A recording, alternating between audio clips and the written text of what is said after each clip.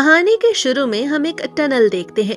वो टनल किसी की भी विश पूरी कर सकती थी और बदले में उस शख्स की उम्र 100 साल हो जाती है, यानी वो शख्स बूढ़ा हो जाता है। उस टनल का नाम उराशिमा टनल है। एक लड़का स्कूल से घर वापस जा रहा था। रास्ते में बारिश हो रही थी। वो देखता है कि एक लड़की जो बारिश में पूरी तरह भीग चुकी है ट्रेन का इंतजार कर रही है। वो लड़का उसके पास जाता है। लड़की पूछती है, क्या बात है? लड़का बोलता है, कुछ भी नहीं, तुम ये अम्ब्रेला ले सकती हो। लड़की पूछती है, क्या तुम्हें इसकी जरूरत नहीं है? लड़का बताता है कि उसका घर करीब ही है, इसलिए वो वैसे ही चला जाएगा। लड़की बोलती है, तुम्हारे पेरेंट्स तुम्हें डांटेंगे। लड़का कहता है, वो मेरी ज्यादा फिक्र नहीं करते तो तुम ये अम्ब्रेला ले सकती हो। तुम्हारे पेरेंट्स को तुम्हारी फिक्र होगी। जिस पर वो लड़की बताती है कि उसके पेरेंट्स नहीं है। तब वो दोनों एक दूसरे के नंबर एक्सचेंज करते हैं, क्योंकि लड़की को लड़के की अम्ब्रेला वापस करनी थी। तब हमें पता चलता है कि लड़की का नाम हानाशीरो और लड़के का नाम कुराओ है। अगले दिन कुराओ स्कूल जाने के लिए निकलता है। हमेशा की तरह आज भी उसने अपने कानों में हेडफोन लगाए थे। वो चुपचाप क्लास में जा बैठता है। तब टीचर एक नई स्टूडेंट को इंट्रोड्यूस करवाती है, जो कि कोई और नहीं बल्कि हानाशीरो थी। टीचर उसे कुछ बोलने को कहती है, मगर हानाशीरो कुछ भी नहीं बोलती और चुपचाप अपने बेंच पे जा बैठती है। क्लास के बाद बहुत सारी लड़कियां उससे बात करने आती हैं, मगर वो किसी से बात नहीं करती। वो कुराओ को कहती है कि वो उसकी अम्ब्रेला कल लौटा देगी। हानाशीरो को एक लड़की बुली करने की कोशिश करती है और उसका मांगा उठा के जमीन पे फेंकती है। ये देखकर हानाशीरो उसे इतनी जोर का पंच करती है कि वो जमीन पे गिर जाती है। हानाशीरो उसे खुद से दूर रहने को बोलती है। रात को घर पे कुराओ और उसके फादर की बहस हो जाती है। उसका फादर उसे मार के बोलता है कि मेरी बेटी तुम्हारी वजह से इस दुनिया से चली गई, कुछ भी करो और उसे वापस लाओ। तब हमें पता चलता है कि उसकी बहन के मरने के बाद उसकी फैमिली बिखर गई। कुराओ घर से निकल जाता है। वो ट्रेन की पटरी पे चलने लगता है। तभी उसे ट्रेन अपनी तरफ आते दिखाई देती है, तो उससे बचने के लिए वो पटरी से नीचे उतरता है। तब उसे एक और रास्ता दिखाई देता है और वो उस पे चलने लगता है। सामने एक बंद जगह पे थोड़ी रोशनी नजर आ रही थी। जब वो पास जाता है तो उसे पता चलता है कि वो तो एक टनल है और अंदर काफी सारे पेड़ एक ही लाइन में मौजूद हैं। वो आगे चलता है तो उसे एक जूता दिखाई देता है। गौर करने पे पता चलता है कि वो तो उसकी बहन का है। वो सोचता है कि ये कैसे हो सकता है। थोड़ा और आगे चलने पे उसे एक परिंदा दिखाई देता है जो बातें कर सकता था। कुराओ को पता चलता है कि ये उराशिमा टनल है। ये जानने के बाद वो फौरन उस टनल से बाहर आता है। घर आकर वो उस परिंदे और जूते को देखता है। तभी उसका फादर आता है और उसे गले लगाता है। वो उससे माफी मांगता है। वो बोलता है कि उस दिन कुछ ज्यादा ही नशे में था और गुस्से में उसने उसे काफी बुरा भला कहा। कुराओ को पता चलता है कि वो एक हफ्ते से उस टनल में था। वो सोचता है कि ऐसा कैसे हो सकता है। तब उसे एहसास होता है कि टनल के अंदर के वक्त और बाहर की दुनिया के वक्त में काफी फर्क है।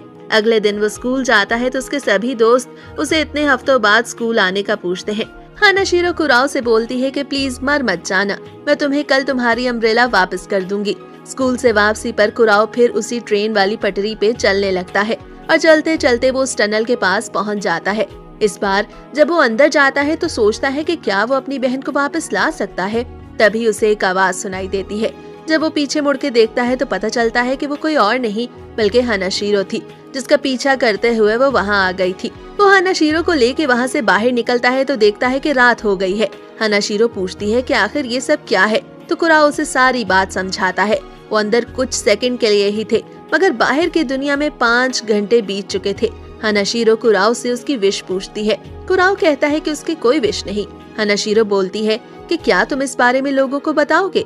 कुराओ कहता है कि इससे कुछ फर्क नहीं पड़ता कि उसकी क्या विश है। तब हानाशीरो उसे कहती है कि उसकी एक विश है और कुराओ की भी एक विश होनी चाहिए। उन दोनों का गोल एक ही है और उन्हें अपने गोल पे काम करना चाहिए। कुराओ भी उसकी बात मान जाता है। अगले दिन वो उस टनल पे इन्वेस्टिगेशन शुरू करते हैं।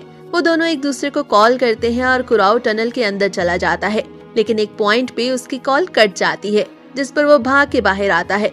कॉल के कटने की वजह से उन्हें अंदर और बाहर के टाइम का कुछ खास फर्क मालूम नहीं हो पाया था। अगले दिन वो दोबारा उस टनल में जाते हैं तो उन्हें पता चलता है कि टनल के अंदर के 2 सेकंड बाहर की दुनिया के 3 घंटे के बराबर हैं, जिसका मतलब है कि अगर वो अंदर 1 घंटे के लिए रुकेंगे तो बाहर पूरे 100 दिन गुजर जाएंगे और पूरा 1 दिन गुजारने का मतलब था कि वो अंदर आधा साल गुजार आए हैं। वो टनल पे अपनी इन्वेस्टिगेशन जारी रखते हैं। स्कूल में कुराओ को उसका दोस्त हानाशीरो के बारे में पूछता है तो कुराओ उसे बताता है कि वो बिल्कुल भी डेट नहीं कर रहे। दूसरी तरफ हनाशिरो भी एक और क्लास फेलो के साथ अब बात करने लगी थी। इसके बाद वो दोनों दोबारा टनल में आते हैं और एक दूसरे को मैसेज करते हैं। कुराओ नोटिस करता है कि हनाशिरो का टाइम तो काफी तेजी से आगे बढ़ रहा है। जब वो दोनों बाहर आते हैं तो पता चलता है कि वो अंदर 7 घंटों के लिए थे। इसके बाद वो दोनों घर वापस चले जाते हैं। कुराओ और हनाशिरो एक वेकेशन पे जाते हैं, जहाँ कुराओ हनाशिरो के लिए अपने दिल में कुछ महसूस करता है। हनाशिरो उसे पकड़ के एक एक्वेरियम में ले जाती है, जहाँ वो दोनों बातें करते हैं। कुराओ उसे अपनी विश के बारे में बताता है और साथ में अपने पास्ट के बारे में भी, कि किस तरह उसकी बहन एक पेड़ से गिरकर मारी गई। वो अपनी बहन को वापस लाना चाहता है, यही उसकी विश है। इसके बाद वो दोनों डिसाइड करते हैं कि वो भाग के टनल के अंदर जाएंगे और फिर बाहर निकल आएंगे। कुराओ अपनी वॉच को स्टार्ट करता है और वो दोनों भाग के अंदर जाते हैं। मगर थोड़ा आगे जाने पे हनाशिरो को कुछ कागज मिलते हैं, जिन्हें वो उठाने लगती है। इधर टाइम भी पूरा हो गया था और कुराओ चाहता था कि हनाशिरो फौरन वापस चली जाए, इसीलिए वो उन कागजों को उठाने में उसकी मदद करने लगता है और फिर उसका बाजू पकड़ के उसे बाहर ले आता है। हनाशिरो उसे बताती है कि उसकी यही विश है कि वो अपने ग्रैंडफादर से कनेक्ट रहना चाहती है। रात काफी हो चुकी थी और कुराओ के घर वापस जाने पे उसके फादर उसे एक बार फिर से डांटते, इसलिए हनाशिरो से अपने साथ अपने घर चलने को बोलती है। हनाशिरो के घर जाने पे कुराओ को पता चलता है कि वो अपने अंकल के साथ रहती है। वो दोनों चेंज करते हैं और हनाशिरो से अपनी कहानी बताती है।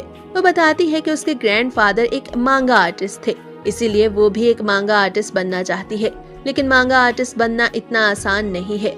हजारों में से कुछ लोग ही मांगा आर्टिस्ट बन पाते हैं, क्योंकि उनका काम हर पब्लिशर को पसंद नहीं आता।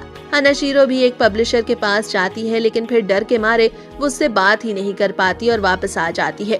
यही वजह थी कि हनाशिरो के पेरेंट्स हनाशिरो के ग्रैंडफादर से बात नहीं करते थे।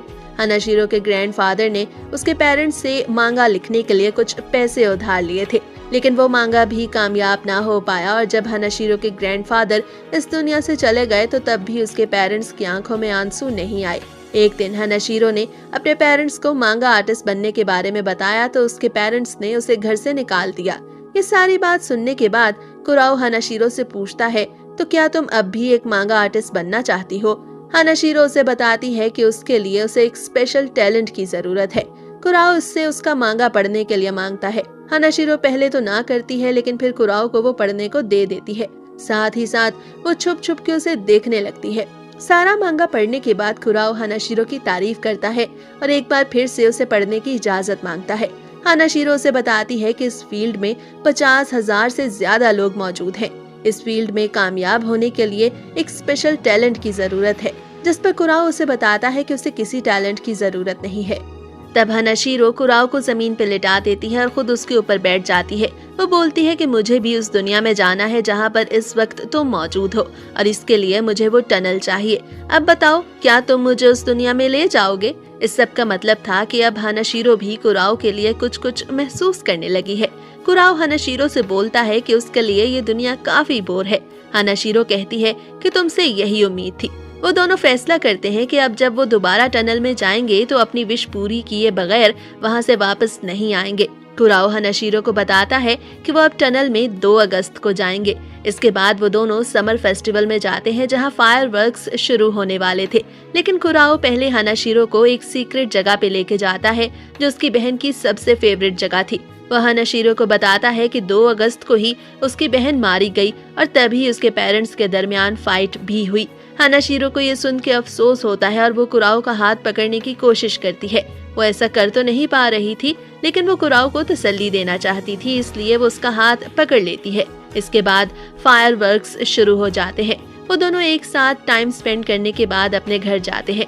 कुराओ जब घर जाता है तो अपने फादर को एक औरत के साथ बैठा हुआ देखता है। ये देख के उसे अच्छा नहीं लगता और वो वहीं उल्टी करने लगता है। कुराओ का फादर उसे डांटता है, जिस पर कुराओ वहाँ से निकल के अपने कमरे में चला जाता है। अगले दिन हनाशिरो उसे एक रेस्टोरेंट में बुलाती है, जहाँ वो उसे अपने मांगा के बारे में बताती है। वो बताती है कि उसका मांगा एक पब्लिशर को काफी पसंद आया है और वो उसके साथ उस पे काम करना चाहता है, लेकिन ये कोई इतनी बड़ी बात नहीं थी। कुराओ हनाशिरो से टनल के अंदर जाने के बारे में पूछता है तो हनाशिरो उसे कुछ जवाब नहीं दे पाती, जिस पर कुराओ समझ गया था कि वो अभी रेडी नहीं है। इसके बाद वो दोनों वापस उसी जगह जाते हैं जहां वो पहली बार मिले थे। तब कुराओ उसके लिए एक फूल तोड़ के लाता है और फिर वो दोनों एक दूसरे के साथ हंसकर बातें करने लगते हैं। रात को हम कुराओ को देखते हैं जो टनल में जाने के लिए रेडी था।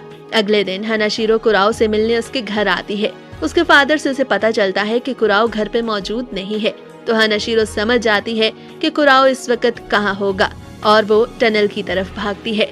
कुराओ के साथ वो अपनी मेमोरीज को याद करने लगती है। टनल के पास पहुंचकर हनाशिरो को कुराओ का मैसेज मिलता है, जिसमें वो उसे बताता है कि हनाशिरो को ये मैसेज काफी लेट मिलेगा, तब तक कुराओ टनल के अंदर मौजूद होगा। कुराओ कहता है कि तुम्हें एक खास तरह का टैलेंट चाहिए, लेकिन तुम्हारे पास वो ऑलरेडी मौजूद है। मैं उराशिमा टनल के बारे में पहले से ही जानता हूँ। ये वो नहीं देता जो आपके पास हो, बल्कि ये वो देता है जो आपसे कहीं खो गया हो। मैंने जब तुम्हारे मांगा को पढ़ा तो मुझे उसे पढ़ के बहुत मजा आया। मैं वापस आकर भी तुम्हारे मांगा को पढ़ना चाहूंगा, चाहे मैं 1000 साल बाद ही क्यों ना वापस आऊं। हनाशिरो, तुम मांगा लिखती रहना, और तुम्हारे साथ बिताया ये 1 महीना मेरे लिए बहुत खास था, लेकिन अब हमें एक दूसरे को बाय कहना ही होगा। ये मैसेज पढ़ने के बाद हनाशिरो रोने लगती है। वो कुराओ को कायर्ड और चीटर बोलती है, क्योंकि उसके ख्याल में उसने उसे ऐसे ही छोड़ दिया था। दूसरी तरफ कुराओ टनल में चलते ही जा रहा था। उसे अपने सामने एक दरवाजा दिखाई देता है, जिससे काफी तेज रोशनी निकल रही थी। कुराओ उस दरवाजे से दाखिल होता है तो उसे अंदर अपनी बहन दिखाई देती है। वो समझ गया था कि वो अपने पुराने वक्त में वापस आ गया है। तब उसे अपना मोबाइल फोन भी दिखाई देता है, जो उसने तोड़ दिया था। वो खुद को आईने में देखता है तो उसे पता चलता है कि ये सब कुछ रियल नहीं है। तब उसके मोबाइल पे हनाशिरो का मैसेज आने लगता है और फिर मैसेज आता ही रहता है। कुराओ की बहन उससे पूछती है कि क्या ये मैसेज उसकी दोस्त भेज रही है। कुराओ के बताने पे वो बोलती है कि उसे अपनी दोस्त से लड़ना नहीं चाहिए था। ये सब देखते हुए कुराओ वापस आने का फैसला करता है, तो उसकी बहन उसे अपना ध्यान रखने को बोलती है। असल दुनिया में हनाशिरो एक बड़ी मांगा आर्टिस्ट बन चुकी थी। वो आज भी अपना पुराना मोबाइल फोन अपने साथ रखती ताकि कुराओ उसे मैसेज करे तो उसे पता चल सके। इधर कुराओ टनल से बाहर निकलते हुए हनाशिरो के साथ बिताए वक्त को याद करता है और फिर अचानक से गिर जाता है। हनाशिरो एक पब्लिशर से बात करने जाती है। तब हम देखते हैं कि वो आज भी कुराओ की दी हुई अम्ब्रेला अपने साथ रखती है। फिर वो वापस उसी ट्रेन स्टेशन पे जाती है जहाँ वो दोनों मिला करते थे। वो कुराओ को याद करके रोने लगती है और तभी उसे कुराओ का मैसेज आता है, तो वो फौरन टनल की तरफ भागती है। कुराओ जब आंखें खोलता है तो उसके सामने हनाशिरो मौजूद थी। उसे बताती है कि 8 साल बीत चुके हैं। इसके बाद वो दोनों किस करते हैं और टनल से बाहर आते हैं। टनल के अंदर उनकी 10 सेकंड की किस थी, लेकिन असल दुनिया में वो किस 6 घंटों की थी। असल दुनिया में स्प्रिंग शुरू हो गया था। कुराओ बताता है कि 13 साल बीत चुके हैं। कुराओ का ख्याल था कि बहुत कुछ बदल गया होगा, लेकिन हनाशिरो उसे बताती है कि बहुत कुछ नहीं बदला, क्योंकि अभी 1000 साल नहीं बीते। तब बारिश शुरू हो जाती है। कुराओ उन दोनों के ऊपर अम्ब्रेला को खोलता है और ये उसी की अम्ब्रेला थी। तब वो दोनों एक नई शुरुआत करने के बारे में सोचते हैं और हमेशा एक दूसरे के साथ रहने का वादा करते हैं। इस हैप्पी एंडिंग के साथ ये वीडियो यहीं खत्म होती है।